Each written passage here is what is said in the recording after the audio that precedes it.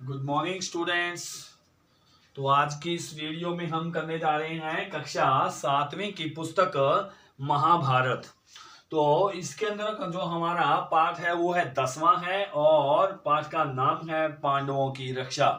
और महाभारत के जो लेखक हैं वो है वेद व्यास जी। तो स्टूडेंट्स आज जो हम 10वां पाठ करने जा रहे हैं पांडवों की रक्षा, इससे पहले हमने किया था लाख का घर। जो लाख का घर वारनावत में बन के तैयार हो गया है, पांडवों को वहां पर भेजा जा रहा है। तो देखते हैं कि उसके अंदर आग किसने लगाई, हो क्या, कैसे ये पांडव वहां से बच निकले हैं और किसने इनको बचाया है, वो हम सारा इसके अंदर देखने जा रहे हैं। तो स्टूडेंट्स आज थोड़ा सा अंधेरा लग रहा है क्योंकि बाहर बादल छाए हुए हैं। तो देखिए पांडवों की रक्षा। पांचों पांडव अपनी मां कुंती के साथ वारणावत पहुंच गए। जाने से पहले विदुर ने युधिष्ठिर को गूढ़ भाषा में दुर्योधन के षड्यंत्र और उससे बचने का उपाय बता दिया था। वारणावत के लोग पांडवों के वहां पहुंचने पर बहुत खुश हुए। जब तक लाख का घर बनकर तैयार हुआ तब तक पुरोचन ने पांडवों के ठहरने की व्यवस्था अन्यत्र कर दी थी। बाद में वह उन्हें लाख के भवन में ले गया। पुरोचन भी क्या है, एक कौरवों का षड्यंत्रकारी, कौरवों के साथ मिला हुआ है। युधिष्ठिर ने उस भवन को ध्यान से देखा तो वह जान गया कि यह भवन ऐसी वस्तुओं से बना हुआ है जो शीघ्र ही आग पकड़ती है। युधिष्ठिर ने अपने भाइयों को भी सावधान कर दिया था कि पुरोचन को इस बात का बोध न हो कि हम उनके षड्यंत्र को समझ गए हैं। हमें अवसर पाकर यहाँ से निकल भागना होगा। इतने में वहां विदुर द्वारा भेजा हुआ एक सुरंग बनाने वाला व्यक्ति भी पहुंच गया। उसने पांडवों को बताया कि मैं आपकी सुरक्षा का प्रबंध करने आया हूं। उसने कुछ ही दिनों में नीचे एक सुरंग बना दी जिससे भवन से बाहर निकला जा सके। उसने यह काम इतनी बखूबी किया कि पुरोचन को अंत तक इस बात की भनक तक न लगी। एक दिन पुरोचन ने सोचा कि अब पांडवों का काम तमाम करने का समय आ गया है। युधिष्ठिर भी पुरोचन के हाव भाव देखकर समझ गया था कि पुरोचन के मन में क्या चल रहा है। युधिष्ठिर ने उसी रात को एक बड़े भोज का आयोजन किया। बड़े भोज का मतलब एक उनका, जिस तरह से आप बोलते हो ना, लंगर, एक भोजन करवाने की प्रक्रिया, यानी कि सभी को बुला करके भोजन करवाना, लंगर लगाना। नगर के सभी लोगों ने भोजन किया। सब कर्मचारी खा पीकर सो गए और पुरोचन भी सो गया। आधी रात के समय भीम ने भवन में कई स्थानों पर आग लगा दी। किसने लगाई? भीम ने, क्योंकि पांडवों को पता था कि ये सारे के सारे हमारे विरुद्ध षड्यंत्र रच रहे हैं और हमारे ही आग लगाकर मार डालेंगे हमको। तो उन्होंने उन षड्यंत्रों को पहले ही समझ लिया और वो पांडवों ने ही उसको आग लगा दी और पांडव माता कुंती सहित सुरंग के मार्ग से बाहर निकल गई। आग ने पूरे भवन को अपनी चपेट में ले लिया। लोगों ने कौरवों की इस बात की निंदा की कि उन्होंने पांडवों के प्रति अन्याय किया। पुरोचन और उसके सभी साथी आग में जलकर राख हो गए। हस्तिनापुर में भी खबर पहुंचा दी गई कि जिस भवन में पांडव ठहरे हुए थे वह जलकर राख हो गया और उसमें ठहरे हुए सब लोग भी जल गए। कोई भी जीवित नहीं बचा। धृतराष्ट्र और कौरवों ने पांडवों की मृत्यु का बहुत शोक मनाया और गंगा किनारे पांडवों और कुंती को जलांजलि दी।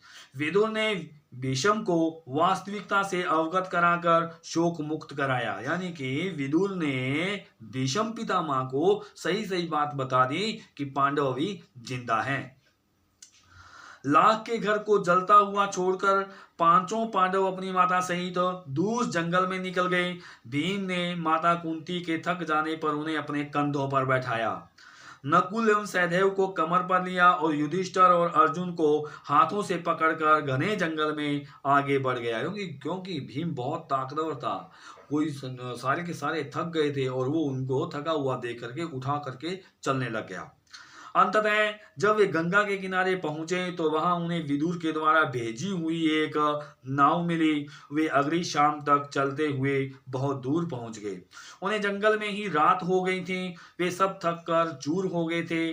माता कुंती का तो भूख प्यास के कारण बुरा हाल था। वे बेहोश होकर गिर पड़ी। भीम ने जंगली रास्तों से चलते हुए किसी जलाशय से पानी लाकर माता और भाइयों की प्यास बुझाई।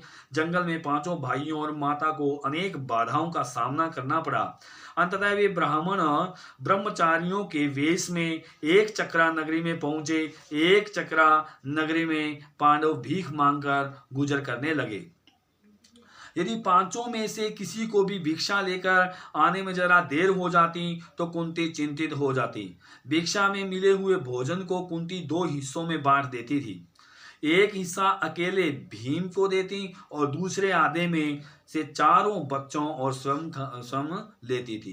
क्यों एक हिस्सा पूरा क्यों देती थी? क्योंकि भीम का शरीर बड़ा लंबा चौड़ा था, इसलिए वो ज्यादा खाता था।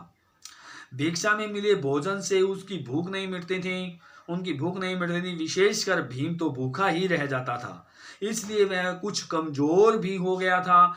वहां भीम की मित्रता एक कुम्हार से हो गई थी। उसने कुम्हार की मिट्टी खोदने में सहायता की तो बदले में उसने एक बहुत बड़ी हांडी बनाकर दी जिसमें भीम भिक्षा मांग कर लाता।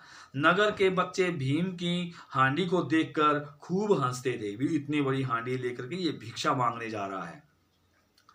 एक रोज जब कुंती और भीम घर पर थे और चारों भाई भिक्षा के लिए गए हुए थे, तभी उस ब्राह्मण के घर के भीतर से जिसके घर में वे ठहरे हुए थे रोने की आवाज सुनाई दी। अंदर जाकर देखा तो दोनों पति पत्नी सिसकियां लेते हुए एक दूसरे से बात कर रहे थे। उनके रोने का कारण था कि उस गांव के पास की गुफा में बक्कासुर नामक राक्षस रहता था। उसने सारे नगर को डराया हुआ था, वह लोगों पर अत्याचार करता था।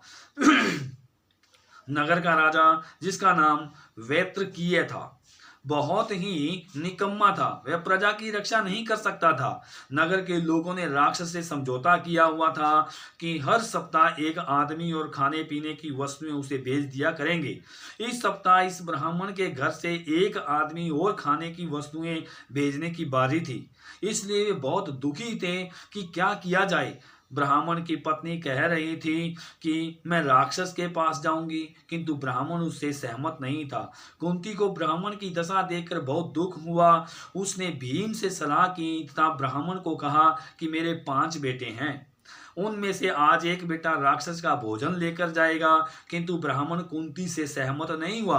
कुंती को यह डर था कि कहीं यह बात फैल गई तो दुर्योधन और उसके साथियों को पता चल जाएगा कि पांडव एक चक्रा नगरी में छिपे हुए हैं। इसलिए उसने ब्राह्मण से इस बात को गुप्त रखने के लिए कहा। युधिष्ठिर कुंती की बात से सहमत नहीं था कि भीम को राक्षस के पास भेजा जाए, किंतु कुंती को विश्वास था कि जिस भीम ने हिडिंब का वध कर दिया और जो हम सबको उठाकर यहाँ तक ले आया, यह बक्कासुर का भी वध कर सकता है। मां को विश्वास था अपने बेटे पर। फिर जिस ब्राह्मण के घर हमने आश्रय प्राप्त किया, जब वह मुसीबत में है तो उसकी सहायता करना हमारा कर्तव्य भी है। नियम के अनुसार गांव के लोगों ने एक गाड़ी में भोजन लाद दिया और भीम उस पर बैठकर बैलों को हाँकने लगा। नगर के लोग कुछ दूर उसके साथ चले और फिर लौट आए। राक्षस के पास भीम अकेला ही गया। उधर राक्षस भूख से व्याकुल था। कुछ देर होने पर वह गुफा से बाहर आया और एक मोटे से आदमी को भोजन करते हुए देखकर उसका क्रोध उबल पड़ा। यानी कि जो भोजन राक्षस के लिए ले जाया गया था, भीम उसे खुद ही खाने लग गया। भीम ने उसे हंसते हुए पुकारा तो वह गुस्से से भरकर भीमसेन पर झपटा, किंतु भीमसेन भोजन खाता रहा। यानी कि वो मस्त होकर के भोजन खाता रहा और वो उसके ऊपर गुस्से मारता रहा, लेकिन भीम को कुछ पता ही नहीं चलता था। बकासुर ने एक बड़ा पेड़ जड़ से उखाड़कर भीमसेन की ओर फेंका, किंतु उसने उसे बाएं हाथ से ही रोक दिया। फिर दोनों में घमासान युद्ध हुआ। अंततः भीमसेन ने राक्षस को मार गिराया तथा उसे नगर के फाटक पर लाकर फेंक दिया और अपनी माता को सारा हाल सुनाया। तो इस प्रकार से जितने भी पांडव थे वो सारे के सारे वहां लाख के घर से बच निकले और इसी तरह बक्कासुर का भी वध भीम ने किया। इस तरह आगे का जो लेसन है वो अगली वीडियो में हम करेंगे, तो इसको ध्यान से आप सुनिए। स्टूडेंट्स, कम से कम वीडियो को 2 बार जरूर देखा करें, तभी आपको पूरा लेसन समझ में आता है। और इसके क्वेश्चन आंसर मैं बना करके अभी भेज देता हूं। धन्यवाद।